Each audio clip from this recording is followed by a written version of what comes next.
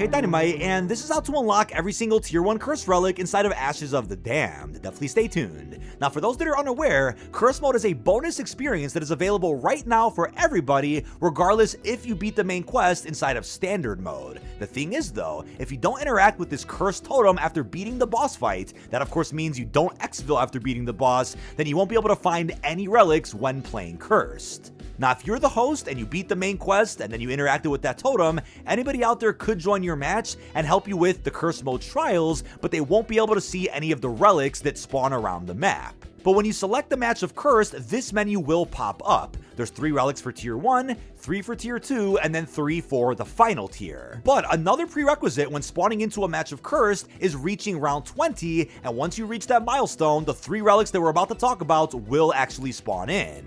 But again, regardless if you beat the Easter egg in standard, and regardless if you care about finding the relics and doing the trials, curse mode is still an extra experience for hardcore players where Pack-a-Punch costs a little bit extra. Tier 1 is 10k, tier 3 is 50k. You'll have a classic point system similar to BO3, while you also can't bring in a loadout weapon. You can only start with a pistol. Now you won't be able to find any tier 2 relics, which I'll be covering in a separate video, until you beat the main quest while running all 3 tier 1 relics. But also as an FYI, there's a Pack-a-Punch reward menu screen inside of Black Ops 7 Zombies. Essentially what this means is you can change the PAP camo that you get while playing Ashes.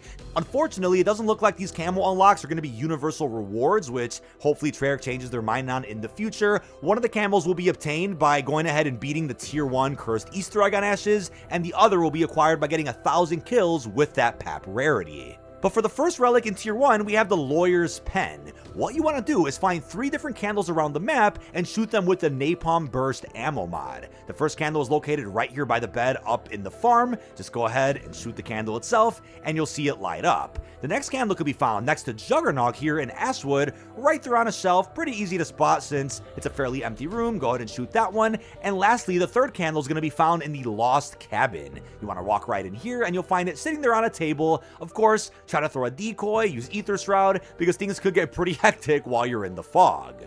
But once all 3 candles are lit, you'll see a green portal spawn over at the farm, in which you could then begin the trial for this relic. Now, as far as how this trial works, it's just about the same for every relic as a part of tier 1. You'll be locked into a challenge where you have to complete 4 different waves. In this case, your goal here is to go ahead and survive a Mimic ambush where no other enemy will spawn in apart from the Mimic. Wave 1 and 3 just require you to kill everything and survive, whereas waves 2 and 4 will require you to kill an HVT. Again, you can use anything you like during these waves. You can use your Gobblegums, your field upgrades, and like a lot of people would suggest, since you are going to be on a minimum of round 20 when you go ahead and start this, you're going to want to make sure that you bring in, at least in my opinion, a PAP tier 1 or 2 weapon. If you're going to go with PAP tier 1, make sure you have a pretty high rarity on that weapon. If not, at least try to push for Pack-a-Punch tier 2, which of course in curse mode will cost even more points. But now that you have this relic unlocked, you can enable it, in which Mimic props will infiltrate the map when you play Ashes of the Damned. Of course, this only applies to curse mode. You cannot bring these relics into standard. But as you can see, your tier bar will now progress a little bit further every time you equip a relic, and the goal here is to equip all 3 so that we can enter tier 2. But next up we have the Dragon Wing relic. If you want to do these trials in a single match, you absolutely can, or separate them into different games. It's totally up to you. But once you reach round 20, you want to take the jump pad to the Janus Towers Plaza, where you'll see 3 purple targets. Shoot them with any weapon, and once you hit the ground, your goal is to then go back to the farm where a green portal would have spawned in. Once you enter this portal, the challenge this time is to survive 4 waves of zombies while avoiding every single power-up drop.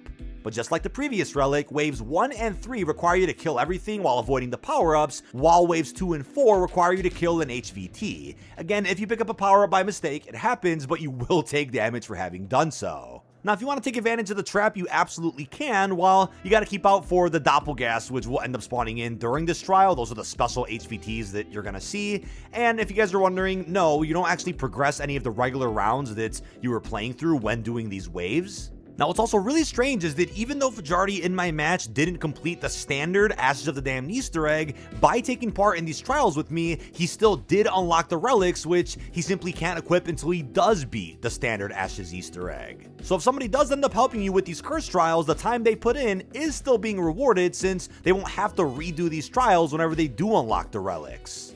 But once you've completed the trial, that's another relic you can now equip, which of course can make a boss fight run a little bit more difficult. Again, regular power-up spawns are going to be disabled, but you can still force power-up spawns by using gobblegums or by doing side Easter eggs. But last and certainly not least, folks, this relic took a while to find. This is the teddy bear, and it does require you to pick up 10 different Mr. Peaks rabbits while in Ether Shroud. For whatever reason, 9 of them could be found before round 20, whereas the 10th one cannot be found until round 20. I'm assuming that's just an indicator to let you know, hey, now that it's round 20, you can actually activate the trial to fully unlock this relic. Now, your goal with the Mr. Peak rabbits is to shoot them with the Necrofluid Gauntlet and then retract the shot to actually claim the rabbits, in which you'll hear a laugh confirming that you picked them up.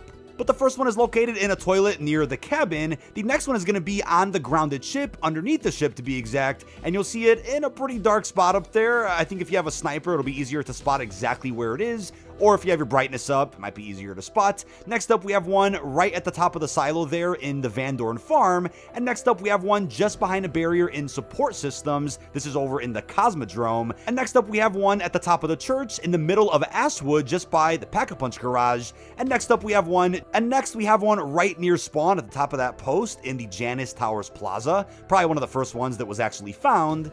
And we also have one at the very top of that house in the Lost Cabin. Again, a little hard to spot since you have a lot of zombies coming after you here in the fog.